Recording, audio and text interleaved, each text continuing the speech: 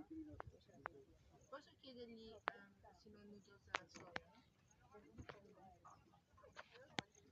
Questo non mi preferisco perché sì,